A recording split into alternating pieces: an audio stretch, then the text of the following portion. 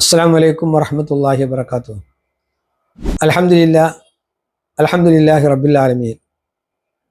വസ്സലാത്തു വസ്സലാമു അലാ റസൂലില്ലാ വഅലാ ആലിഹി വസഹ്ബിഹി അജ്മഈൻ. പ്രിയപ്പെട്ടവരെ, ഒരു ദിവസം വല്ലപ്പുഴ ഉള്ള ഒരാൾ അത്തിബർ ഉസ്താദിൻ്റെ, അതായത് ഞങ്ങളെ വീട്ടിലേക്ക് കയറി വന്നു.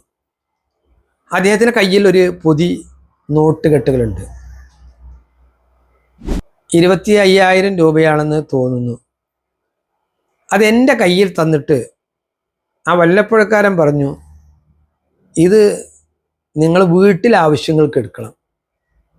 ഞാൻ ഉപ്പാക്ക് കൊടുത്താൽ അഥവാ അത്തിപുരസ്ഥാന് കൊടുത്താൽ അത് ആർക്കെങ്കിലുമൊക്കെ കൊടുക്കും. നിങ്ങളെ വീട്ടിക്ക് അല്ലെങ്കിൽ നിങ്ങളെ ആവശ്യങ്ങൾക്ക് അത് കിട്ടിക്കൊള്ളുന്നില്ല.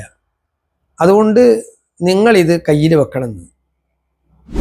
ഞാൻ പറഞ്ഞു അയാളോട് അത് വേണ്ട, നിങ്ങൾക്ക് അത് ഉസ്താദ് ഉപ്പ എന്ത് ചെയ്താലും കുഴപ്പമില്ല, നിങ്ങളത് ഉസ്താദിന് കൊടുക്കുക. അപ്പോഴേ നിങ്ങൾക്ക് ഉപ്പയുടെ ആ ഒരു പ്രാർത്ഥന നിങ്ങൾക്ക് കിട്ടുകയുള്ളൂ. അതുകൊണ്ട് നിങ്ങൾ അവിടെ കൊടുക്കുക, എന്നിട്ടത് ഇഷ്ടം പോലെ ചെയ്യട്ടെ, അതാണ് നമുക്ക് നല്ലത്. അങ്ങനെ ആളുകൾ നിറയെ പൂമുഖത്തിരിക്കുകയാണ്.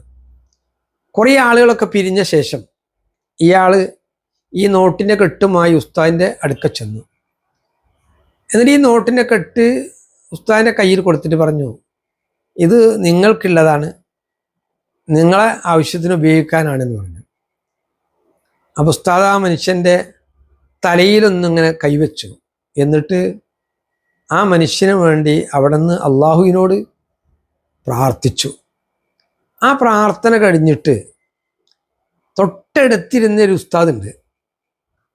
അദ്ദേഹം നേരത്തെ എന്തോ ഒരു വിഷയം ഉസ്താദിനോട് പറഞ്ഞിട്ടുണ്ട്. അതായത് വിവാഹക്കാര്യോ അല്ലെങ്കിൽ കല്യാണത്തിന് കടം വന്നതോ വീടിൻ്റെ പണി എന്തോ ഒരു ഉദ്ദേശം അദ്ദേഹത്തിൻ്റെ പ്രയാസം പറഞ്ഞിട്ടുണ്ട്.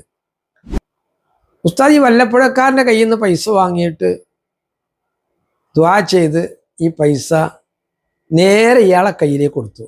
ഈ കെട്ടിൻ്റെ ഉള്ളിൽ എത്രയാണെന്നോ ഒന്നും ഉസ്താദിന് അറിയില്ല. ഇയാളെ കയ്യിൽ കൊടുത്തിട്ട് പറഞ്ഞു, ഇത് എത്രയാണെന്നറിയില്ല, നിങ്ങളെ ഉദ്ദേശ കാര്യം ഇതുകൊണ്ട് സാധിക്കും, ഇല്ലെങ്കിൽ നിങ്ങൾ അറിയിക്കണം എന്നും അയാളോട് പറഞ്ഞു. അങ്ങനെ ഈ വല്ലപ്പുഴക്കാരന് എന്നോട് പറഞ്ഞു, അത് വേറൊരാൾക്ക് കൊടുത്തു ഉസ്താദേ എന്ന്. ഞാൻ പറഞ്ഞത് സന്തോഷമായി, നന്നായി, നിങ്ങൾക്ക് ദുആ കിട്ടിയല്ലോ. മറ്റൊരാളുടെ വലിയൊരു ബുദ്ധിമുട്ടോടെ തീർന്നും ചെയ്തു, അത് നന്നായിട്ടുണ്ട് എന്ന് ഞാൻ മറുപടിയും പറഞ്ഞു.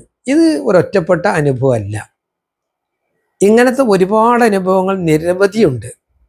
നിങ്ങൾക്ക് ആർക്കെങ്കിലും ഇതിനെക്കുറിച്ച് ഇങ്ങനത്തെ അനുഭവങ്ങൾ ഉസ്താദുമായി ബന്ധപ്പെട്ട ആരെങ്കിലും ഉണ്ടെങ്കിൽ നിങ്ങൾക്കും ഇത്തരം അനുഭവങ്ങൾ ഉണ്ടാവും.